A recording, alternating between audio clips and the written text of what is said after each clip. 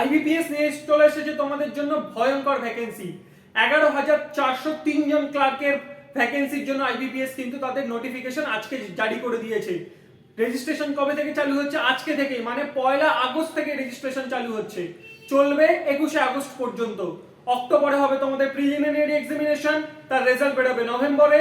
ডিসেম্বরে হবে তোমাদের মেন্স এক্সামিনেশন, আর তার রেজাল্ট বেরোবে মার্চ মাসে। মার্চ 2027 আসতে না আসতেই তোমরা কিন্তু পেতে চলেছো তোমাদের আইবিপিএস এর রিক্রুটমেন্টের সেই জয়নিং লেটারটা, যার কিন্তু কোনো ইন্টারভিউ নেই।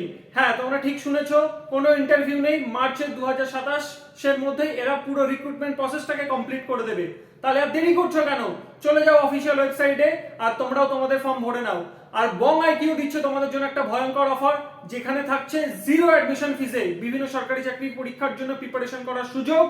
সেটা শুধুমাত্র লিমিটেড টাইমের জন্য চলছে এই অফার। তাহলে আর দেরি করো না, ভরে দাও আইবিপিএস এর ফর্ম, তার সাথে সাথে চলে এসো বং আইকিউতে সরকারি চাকরির প্রস্তুতির জন্য, তোমাদের স্বপ্নকে সফল করার জন্য। ধন্যবাদ।